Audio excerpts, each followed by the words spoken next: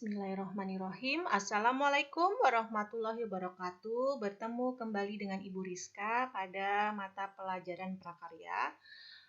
Pada hari ini kita akan membahas materi baru, yaitu prinsip kelistrikan dan sistem instalasi listrik.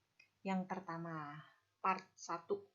Sebelum kita memulai pelajaran, marilah kita berdoa agama dan kepercayaan masing-masing. Berdoa dimulai. Berdoa selesai. Kompetensi dasar dari materi kita hari ini adalah memahami pengetahuan jenis dan manfaat proses pembuatan instalasi listrik sederhana. Kemudian tujuan kita pembelajaran hari ini, yang pertama, mengkomunikasikan pengertian kelistrikan. Yang kedua, pengertian arus listrik dan jenis-jenisnya. Yang ketiga, pengertian pembangkit listrik dan jenis-jenisnya. Yang pertama, kelistrikan. Kelistrikan adalah sifat benda yang muncul dari adanya muatan listrik. Muatan listrik ada dua jenis. Yang pertama, muatan listrik negatif, yang kedua muatan listrik positif. Nah, di sini muatan listrik negatif apabila muatan itu adalah kelebihan elektron, kemudian mengalir dari titik potensial rendah ke tinggi. Kemudian muatan listrik positif jika dia kekurangan elektron, mengalir dari titik tinggi ke titik rendah. Yang kedua, arus listrik. Perhatikan gambar di bawah ini. Arus listrik adalah mengalirnya elektron secara kontinu pada konduktor akibat perbedaan jumlah elektron pada beberapa lokasi yang jumlah elektronnya tidak sama. Di sini satuan arus listrik adalah ampere yang sering kita tulis A dengan huruf besar.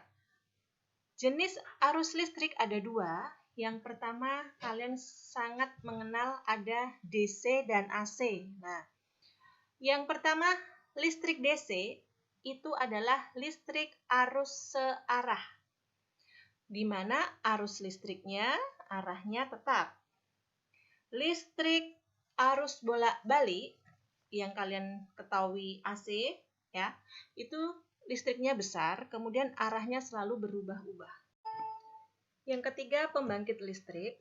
Pembangkit listrik adalah suatu alat ya yang dapat membangkitkan dan memproduksi tegangan listrik dengan cara mengubah suatu energi tertentu menjadi energi listrik. Jadi energi listrik ini dapat dihasilkan dari beberapa pembangkit, di mana setiap pembangkit mempunyai berbeda bahan bakunya. Contoh dari gambar yang ada di layar ibu ini adalah kincir angin. Kalau kincir angin berarti tenaganya, pembangkit listrik tenaga angin ya, berasal dari angin. Perhatikan gambar nomor 1. Perhatikan. Ini adalah pembangkit listrik tenaga air. Dia menggunakan air sebagai bahan baku untuk menghasilkan listrik. Yang kedua, kira-kira pembangkit listrik tenaga apa ini? Uap ya. Dia menghasilkan uap ya, berasal dari uap dan menghasilkan tegangan listrik. Yang ketiga, kira-kira apa ini? Pembangkit listrik tenaga nuklir. Nah, dari nuklir ini menghasilkan uap, uapnya kemudian menghasilkan listrik. Kita lanjut ke gambar berikutnya. Nah, tentunya kalian ya pasti bisa menjawab. Ini adalah batu bara, berarti ini adalah tenaga listrik batu bara ya. Dia dari batu bara menghasilkan uap, uapnya menjadi tegangan listrik. Ini mudah sekali adalah dari tenaga sinar matahari atau disebut PLTS, tenaga surya ya. Ini Ibu masih jelaskan gambarnya dulu biar kalian punya pandangan ya, yang PLTA, PLTU. Kemudian di sini ada apa ini? Kincir angin, berarti PLTA. A-nya adalah angin. Kita masuk ke pengertian pembangkit listrik. Yang pertama adalah tenaga air, PLTA, pembangkit listrik tenaga air. Dia mengandalkan potensial dan kinetik dari air yang menghasilkan energi listrik. Tadi ada gambar sebelumnya ya. Kemudian yang kedua PLTU, pembangkit listrik tenaga uap. Uap itu ditampung, disalurkan untuk memutarkan turbin uap. Kemudian energi dari turbin tadi diubah menjadi energi listrik oleh generator. Yang ketiga PLTN, pembangkit listrik tenaga nuklir. Pembangkit ini menggunakan energi uap yang dihasilkan oleh reaktor nuklir untuk memutar turbin. Kemudian turbin itu dapat menghasilkan energi listrik. Yang keempat, PLTB, pembangkit listrik tenaga batu bara.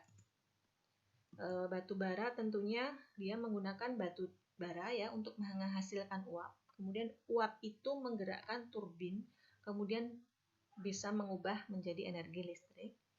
Berikutnya PLTS, tadi tenaga surya, berarti menggunakan cahaya matahari untuk menjadi energi utama. Yang terakhir adalah pembangkit listrik tenaga angin. Jadi embusan angin tadi digunakan untuk memutar baling-baling, kemudian putaran tersebut menggerakkan generator. Seperti biasa, setelah kalian menyimak video tadi, kita masuk ke latihan soal dan tugas. Di Google Classroom Prakarya kelas 9. Semoga materi kali ini dapat bermanfaat untuk kalian ya. Ibu akhiri pembelajaran hari ini. Terima kasih. Assalamualaikum warahmatullahi wabarakatuh.